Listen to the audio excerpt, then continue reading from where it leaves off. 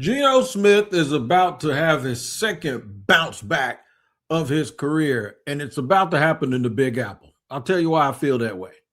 The barbershop is open and Tony Wiggins has a chair for you. He's ready with some real NFL talk. The local experts of Locked On bring their expertise, and Wiggy is ready with his clippers and shears. Sit down and enjoy. Locked On NFL starts now. Locked On Podcast Network. Your team every day. What is happening, good people? Welcome to the Barbershop. I'm Tony Wiggins, the host of Locked On NFL's The Barbershop, and he is Kevin Oestreicher from Locked On Ravens, as always, joining me on Tuesday. And here's what today's show is about. At the end of the show, I'll tell you why Kyler Murray has fans optimistic.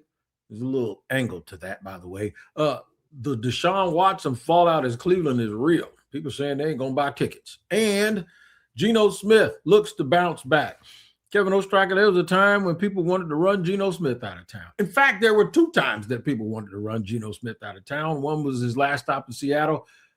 The one before that is when he was in New York City. Now he's back in New York City, and he actually looks good. He looks like a dude that has a little chip on his shoulder, and basically he was out there the other day, and the ball seemed like it didn't even want to hit the ground. What do you think Geno's going to do this year, man? Oh, man. I don't know. I mean, I put you on the spot early, didn't I, dog? I have to see it early in the season. I mean, right now I don't have admittedly, I don't have a ton of confidence early in Geno Smith. And I think part of it is I want to see him within this offense, and I want to see how the other Jets pass catchers not named Garrett Wilson perform, right? Can Omar Cooper step up in a big way? You know, can they get Breece Hall involved out of the backfield a little bit more? Is Kenyon Sadiq going to be someone they can rely on, when he's on the field? Like, they've upgraded their pass catching unit, because last year, I mean, it was Garrett Wilson and friends. You have a much better unit now, but at the same time, I think that the floor, I don't think Geno has a super high ceiling. I think the floor can be fine with Geno. Like, he can be not horrendous with the floor, but he's not gonna elevate certain guys or be an all pro. I think best case scenario, it can work out fine for the Jets, but I don't know. I can't see it working past he's just kind of good for them. All right, so we're gonna see about that. I'm gonna tell you why I'm optimistic, but then I'll tell you why you have to have cause for pause a little bit. But first, we're gonna listen to John Butchko from Locked On Jets. At this point, all you can do is look prepared. And man, did the Jets look prepared in this game. It was outstanding. Geno was 7 for 7 on that drive, hitting passes left and right. I mean, things were going so well for the Jets that even when the ball got deflected, Dylan Parham made a catch, the starting left guard, the guy the Jets signed in the offseason from the Raiders. So Geno had a completion to an offensive lineman. And, we've been hearing a lot in training camp about that connection with Adonai Mitchell. Mitchell made a couple nice plays, a couple good catches, especially a toe drag near the sideline. This was as good as you could have hoped. I mean, I don't know if the Jets are going to play their starters next week against the Giants again. I would personally, but even if they don't, you at least saw this game, and you can at least feel like, okay, it's one thing to connect in practice. It's one thing to produce in training camp. It's another to actually go out and show it in the game situation that, the receivers and the quarterback are on the same page. Everybody's connecting. Everybody's clicking. And the Jets showed that in this game. All right, Oestreicher, here's why I feel this way, because expectations are different. You have high expectations for a young quarterback, and he's not what you think he is. Those expectations are now lowered, but now he's a veteran. And the thing about a veteran like Geno is he has the goods when it comes to arm strength. There is no doubt about that. And then the things that you see them a little bit better. And here, remember the Jets did use first-round draft picks in the last 3 years on offensive tackles, so they're bookended there. They have worked on the interior of the offensive line. And as you said, even though Omar Cooper hasn't had the greatest camp and Kenyon Sadiq has been banged up, they still have Garrett Wilson, and they still have two good running backs, and they still have Adonai Mitchell, who he just mentioned. I actually think they're going to be better, but when I say better and the optimism that comes with better, it means because of expectations and because he can't be any worse than the way it's been the last couple of years. Yeah, it's a good point about, there's no way they can be worse than last year, right? Like, Right. especially with the talent they have now. Again, I'm not expecting them to go out there and win double-digit games this season, but you know what? You got to start somewhere. You got to start. Got to start somewhere. And so, but I'm sorry, I don't think they're the worst team in that division anymore. I think that's Miami.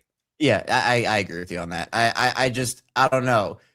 If you're able to straighten together a couple nice wins, you know, you see some positives throughout the season. Like, I don't think anybody's expecting the team to make the playoffs, but like, if you can take away a lot of positives from the season while still losing, and losing's no fun, but like, if you can do that, I think it's a good foundation to enter a 2027 draft class where we know the quarterback class is extremely strong. And if Geno is the bridge guy this season, and maybe he can be the bridge guy, well, I guess it depends who you're picking and how high you're picking up in that class.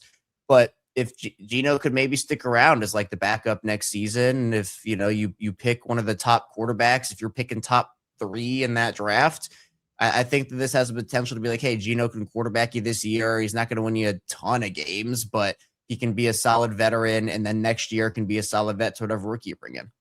Look, man, the Jaguars were 4-13 in 2024.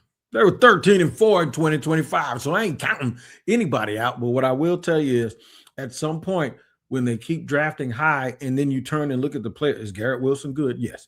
Are both of those tackles good? Yes. Is Breece Hall good? Yes. Has David Bailey looked good? Absolutely. So now when you start doing that, at some point, it has to change. When you keep getting players, not only that you drafted high, but those players are actually pretty dang on good. That's when I think things can absolutely improve for you as a franchise. Let's stay right there in New York and talking about redemption. Odell Beckham. Odell Beckham came back to the Giants. Remember, he was a darling of not only the Giants, but New York City as a whole just a couple of years ago.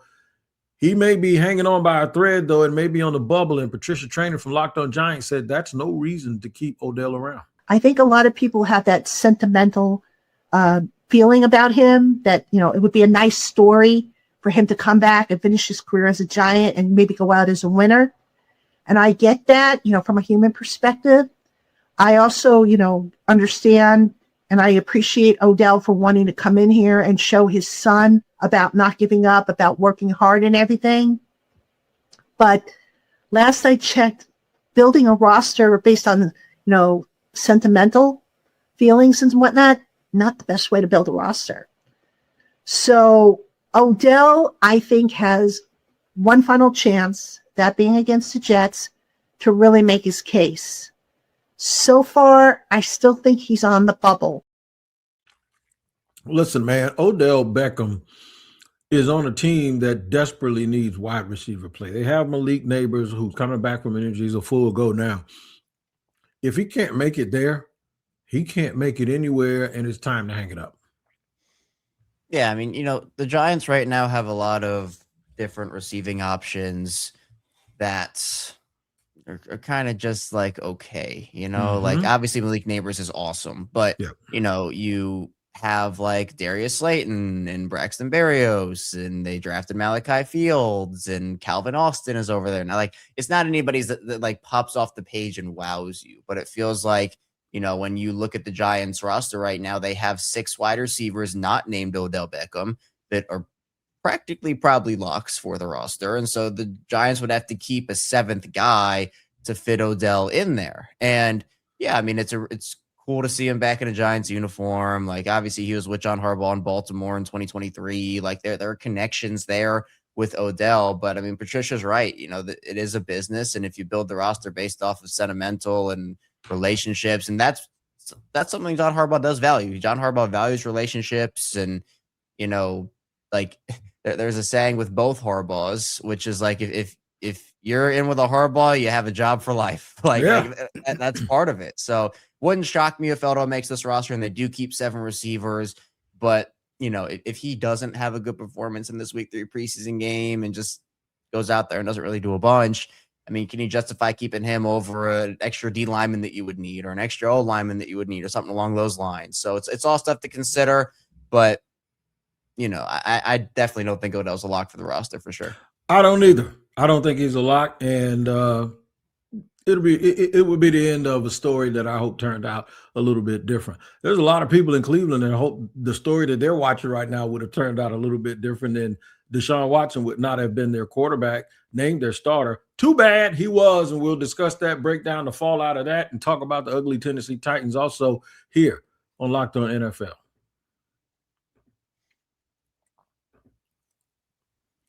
All right, today's show sponsored and brought to you by Odoo. Running a business shouldn't feel like you're trying to connect a bunch of systems that were never designed to work together. One app for accounting, another for inventory, another for sales, and somehow none of them talk to each other.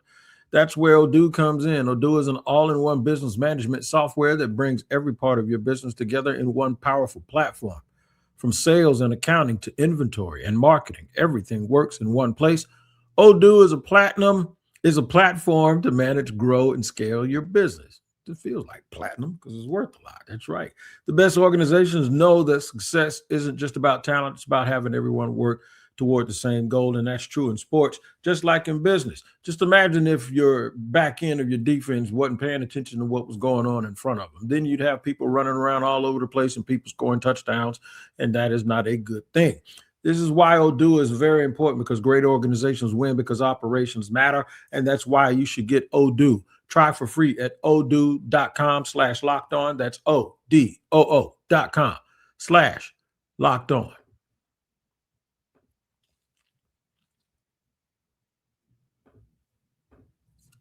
All right, moving and grooving here with my man Kevin Oestreicher. Kevin, I know if you were in Mars, somewhere on a submarine or submersible in the ocean, or maybe just under a rock, you didn't hear about the Cleveland quarterback situation coming to a head yesterday. But everybody else had to suffer through what we feel like we've been suffering through for years, trying to figure out who's going to lead the Cleveland franchise. I thought Shedeur Sanders was the answer. Evidently, someone you know very well and Todd Monken thought otherwise. And Spencer German is now, this might take a while. So, Kevin, go ahead and chill out if you want to. You can kick your feet up, because I'm going to let Spencer get his spiel on it. I know I normally use short clips, but I ain't using a short one today. Listen to Spencer German from Locked On Browns. I tried to warn you that Todd Monken is unapologetically himself and that he does not care what people think. And that when he said on Sunday in his Zoom press conference that the comments from Deshaun Watson would have no bearing on who he would make the starting quarterback or his decision to name a starting quarterback, to believe him. Well, as it turns out, multiple reports saying Deshaun Watson will be the team's starting quarterback week 1. I'm not surprised by this because of understanding who Todd Monken is. He spoke from a place on Sunday of being encouraged by the fact that Deshaun had worked his way back to this point through his rehab. He talked about Deshaun speaking from the heart, and he was never going to blame a guy from speaking from the heart. This was never going to sway his opinion if he felt like it was already trending towards Deshaun Watson. And as it turns out, it didn't sway his opinion. Deshaun Watson is now going to start for the Cleveland Browns week 1 against the Jacksonville Jaguars. And it's now going to create this awkward situation, yes, between the fans and him and the team. Leave it to the Browns to let this get to this point. But as much as I felt it should be Shedeur Sanders, I thought he'd done enough. I thought Saturday was a really good performance from him to maybe convince Todd Monken otherwise. Clearly, there's something there with Todd where he trusts Deshaun just a little bit more to execute the plays, get up to the line of scrimmage, those types of things. And he's the veteran of the group, so I understand where he's seen more, they trust him more, all that. I can understand where that comes from. But once the ball is snapped, I think you've seen all through camp that the plays are executed cleaner and you know what to expect more from Shedeur Sanders. That's just my opinion. Now it's going to get really awkward, because if Deshaun is still the starting quarterback when this team returns home from the first 2 road games of the season to face the Carolina Panthers at Huntington Bank Field, those boos are going to be louder. It felt like an untenable situation on Saturday night. It felt like an untenable situation the last 2 days. That didn't stop Todd Monken from making this decision. I think this proves without question that he did have full power and control over who he was going to name the starter, and the team did not interfere, because if there was any time for the team to interfere, the higher-ups to interfere, this was it.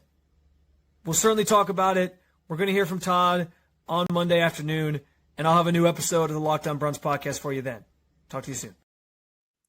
All right, listen, I think they made a mistake. The reason why I think they made a mistake, and thank you to Spencer German for that wasn't even a clip. That was his whole thing right there. But I thought they made a mistake because I think at some point the Browns have to look towards blue sky and look towards the future, right? And Deshaun Watson, I don't believe is their future. I know he's talking about getting a contract extension. That ain't happening. Nobody bringing him back up there unless he goes out here this year and lays it all on the line. I think this is Todd Monken, longtime offensive coordinator. Guys like that, they just seem to trust veterans more than they do young players. Yeah, that might be. I was curious because I'm not sure kind of whose decision this was. That was kind of my thing. Is like, was this Andrew Berry? Was this was it Jimmy Haslam? Was it Todd Monken? Was it a decision by all three of them? I don't know. And I feel like it's also. Maybe it is a little pressure of like, hey, we mean, not just, they did it a while ago, but like, we gave this guy all this money and it's the sunken cost fallacy where you're just going to play the guy. I mean, but I agree with you where like Deshaun Watson is not your future. Shedeur Sanders has the potential to be. And why wouldn't you see what you have in a guy over a full season? Maybe it doesn't work out. Maybe Shedeur is not the answer, but at least you would know at that point, or you'd have a much better idea. You're not going to find that out by having him on the bench. I mean, I think that Shedeur starts at some point this season. Deshaun Watson, he has not looked good. I mean, the last time he looked good to me was when I had to watch him come out there in Baltimore on a broken shoulder and not have an incompletion in the second half, and he willed Cleveland to that win. That was the last time he looked good. That was a couple of years ago. And, I don't understand this because, if you're a Todd Monken, you want to be able to build a foundation in Cleveland. And I feel like you have a much better chance of doing that with Shedeur Sanders, even if, like, let's just say Deshaun Watson is just a little bit better than Shedeur Sanders. And I don't think that would be the case, but like, let's just say he's a little bit better. What's that doing for you? Is it winning you one more game? You win 4 games instead of 3 games? Like, what does that do for you in terms of your foundation in Cleveland? And, like clearly just looking at the fan base and their reaction to it and the NFL world's reaction to it, I thought Todd had a lot of respect from a lot of people in Cleveland, and it just feels like he lost a lot of it, which in doing so. And again, like maybe it was Todd's decision fully. Maybe it wasn't Todd's decision fully. I mean, obviously Spencer believes that it was, and other people believe that it wasn't. But I feel like this just does so it undoes a lot of what Todd has built up over the last couple of months within the fan base, and like Spencer's right. Todd is not going to be afraid to be himself. Like he's going to say what he wants to say. He's going to do what he wants to do. That just is who he is. But I think that in a situation like this, it's not like Deshaun Watson went out there in the preseason and went 16 of 18 for 250 yards and 3 touchdowns every game. Right. It's not like he earned it that way. I do agree with you. I just feel like it was because he's a veteran. Todd wants to, have the more established option to start his career, his head coaching career in Cleveland. And I just don't think it's going to do that for him. No, I don't think it's going to do that either. And I also wonder if there's a little element of this. Did he go to 6 or 7 of those trusted veterans? Sometimes I've often heard that, who decides who the quarterback is when you have a situation like this? The most trusted veterans on the team. Who are they willing to follow? Sometimes that's the case. I don't know if it is in this case. I do know this. Tyler Rowland down with Locked On Titans, and of course the Locked On NFL morning show here. He's just about had it with the Titans not looking good in preseason. I know there's always an overreaction, but I want to talk about Cam Ward because Cam Ward is still making some of the same mistakes he made in college and as a rookie. And the ones that he make are super, super ugly. But here's Tyler. I just wanted to be excited about this football team for once. I just wanted to be excited. And then they look like an absolute disaster. I'm sick. There you go. He says he's sick of it. I just wanted to play that for him. I have to do it. That's my brother, right? But I got to let him up. Look, Cam Ward is being loosey-goosey with the ball, holding the ball all loose like a loaf of bread, getting it knocked out. That's one of the things that I did not like about him in college, and apparently he's still doing that, Kev. Give me about a minute and what you think will happen, because I was optimistic, and now I'm not. He doesn't look good to me in the preseason. Yeah, I mean, and I get Tyler's frustration, especially because look, Tennessee went out there and they spent money. They spent the money and they invested in the draft capital to put, probably one of the best teams they could have around Cam Ward in terms of the situations. Wanda Robinson comes in, they draft Carnell Tate, like a lot of dudes came in this offseason in Tennessee, but obviously the quarterback has to be able to work with those pieces. And, it is preseason. We see all the time some young quarterbacks struggle in preseason, then come out and just perform really well. But, a lot of the times it's an indicator of what the future might look like with those guys. And especially for Cam Ward, who, I don't know how to feel about him because I think the raw potential is so high with him. And I loved him coming out of school. But, the situation last year in Tennessee was just weird. They fired Callahan, all that stuff happened. Again, it could just be I don't love the Dable thing to me. That might be one of the things where, again, he's a very talented offensive mind. I'm not saying that he's not, but I don't know. The stuff that happened in New York kind of rubbed me the wrong way. And again, sometimes guys are better as offensive coordinators than they are as head coaches. And that certainly could be the case with Brian Dable. We know what he did with Josh Allen in Buffalo and everything, but I don't know. He was asked to, get the best out of Daniel Jones, and he did one season and get the best out of Jackson Dart and, didn't last in New York, obviously. I just don't know if Brian Dable's the right fit for that team. I'm curious to see over the course of the year because I think we'll figure it out. Is it a Dable thing or is it a Cam Ward thing? Yeah, and I think we'll be able to determine it pretty quickly. Yeah, but for me, holding that ball like a loaf of bread, every coach, that Pop Warner all the way up to Yes. Bill Walsh will eat you alive for that. JJ McCarthy has sure made people be glad that Kyler Murray's in the building. I'll let my man Luke Braun discuss him and why I think they're so. Even if it's by accident, they're very, very optimistic about Kyler Murray in Minnesota.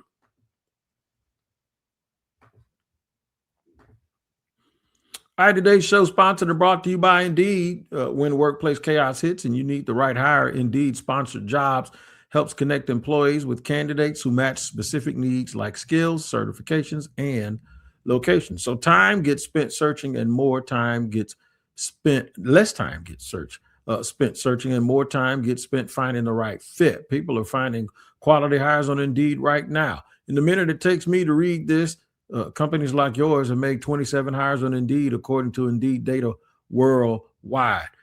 They helped me tremendously when I was just filling a barbershop out, and it cut through a lot of stuff that I needed cut through so I could deal with contractors and all of those people. So spend less time searching and more time actually interviewing candidates who check all your boxes. Listeners of this show will get $75 in sponsored job credit to help get your job the premium status it deserves at Indeed.com/podcast. Just go to Indeed.com/podcast right now and support our show by saying you heard about Indeed on this podcast. One more time, Indeed.com/podcast. Terms and conditions apply. Need to hire. This is a job for Indeed sponsored jobs.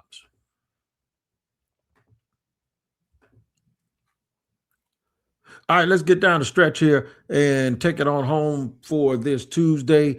JJ McCarthy, he has really stunk it up, man, up in Minnesota in what was supposed to be a quarterback battle with Kyler Murray. Here's Luke Braun from Locked On Vikings to tell you ain't no such thing.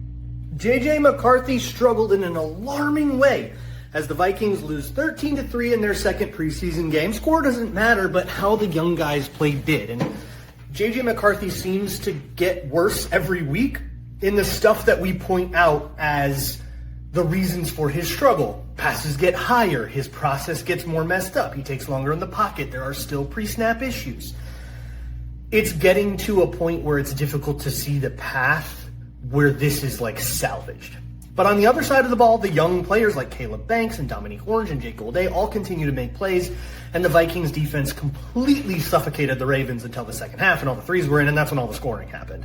I'm about to go live on Locked On Vikings, and then we have the squad show after that. So it's an hour and a half of live recap content on Locked On Vikings. Come through.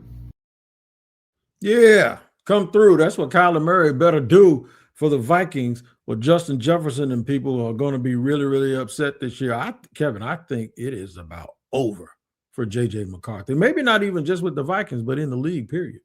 And just watching that game, I do think that there were a lot of things that I expected to see better from JJ McCarthy. I wasn't necessarily impressed, and it felt like he missed a couple of really wide open throws. There was one in the end zone that was really, I think, to Miles Price. That was who he was throwing to. And, it was kind of a layered throw. Couldn't get that one wide open.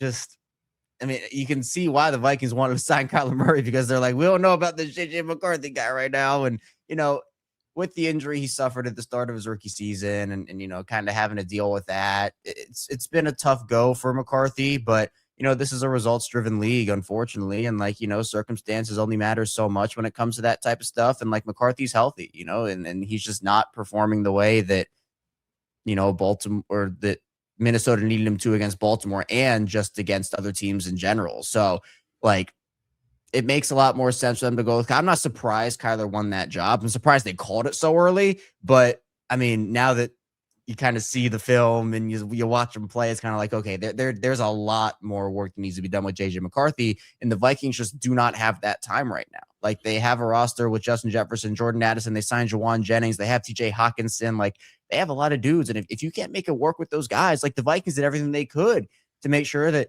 JJ had a really solid group of pass catchers and guys around him, and sometimes sometimes you're just not that guy, and it doesn't work. And that's kind of where I think I am with JJ McCarthy. Yep, I think that's where everyone is. The Dallas Cowboys are a team we're going to talk about last on our show today. When you look at Dallas, their positions on offense, they're loaded across the board. Starters on great, really good starters at a lot of positions, except one. It seems like the last couple of years they've been piecing that running back situation together. Now, Javonte Williams did play well last season, but the boys in Dallas think that and the depth may need to improve for Dallas to be settled for the regular season to start here in a couple of weeks. Marcus, the most important things for the Cowboys for the next 2 weeks in the preseason are what? Who is the RB2 for this team? Is it Jayden Blue? Is it Phil Mafah? Is it Malik Davis? That would be my bet right now. Or, and this is something that Leda and I have speculated for a while, could they be looking at a running back on another team? And let's just say, I don't know, the Arizona Cardinals, who have 15,000 running backs, who Clayton Adams also knows a little bit. Well, we know Jeremiah Love is going to be the starter there. They paid Tyler Algier a bunch of money. James Conner's a little bit banged up right now, but is he someone that could be available? What about someone like Trey Benson? I know that's somebody the Cowboys front office liked at one point in time. They've got to figure out this RB2 situation, because they want to be a physical football team. And the only way that they're going to win in December and in January is if they can run the ball. Well, Trey Benson has been cut, so if Dallas wants him, they got a chance to get him right now. But with so much emphasis on the running back position not necessarily being a high-value spot, guys are now getting paid at running back. So when you don't have adequate running backs, Kevin, that's always when they seem like they're the most valuable. Yeah. And, it feels like the running back position has made a bit of a comeback over the last couple of seasons in terms of how teams value it. I think that really started when we saw the Derrick Henry, Saquon Barkley, Josh Jacobs offseason. Those guys didn't get paid a crazy amount relative to their value, but I think it kind of set the foundation, and now we've seen the extensions with guys like Bijan Robinson and, Jahmyr Gibbs and those types of players. But, in Dallas's case, Javonte Williams is great. He had a great bounce back year last season, but you do need other guys, and you're going to have to figure. So yeah, if it is Benson or whoever it may be, and that's what I think will happen, right? It's cut down day is going to happen. They're going to be running backs that get cut all across the league, and they can find somebody that can be fine for them at that, at the backup spot. I don't have a doubt in that. It's just a matter of who that is and how good, because if you want to use them as a 1-2 punch or give them a pretty decently sized role, it depends on who you're able to bring in the building and not just some guy who, is just a practice squad type of player. So if there's a really solid vet that gets cut and Dallas is able to pounce it and get that guy, that'd be huge for their offense. Yeah, Dallas is they're one of those teams where I don't know what's going to happen, but I do know one thing that will happen. And what will happen is after every game, you will hear from Jerry Jones in the tunnel before you even hear from the coach at the podium. That's the way it goes. All right, now On video, we send you to the first ever 24/7 YouTube channel on the NFL, and on audio, check out Locked On Fantasy Football with Fabs and Marcus for your second listen. You guys take care of yourself. Kevin Oestreicher and I, we're going to go get to it for the teams that we cover. But Tyler Rowland will be with you early in the morning like a double shot of espresso. Make sure you tap in. It's your team every day. We thank you for making us your first listen, and we'll see you.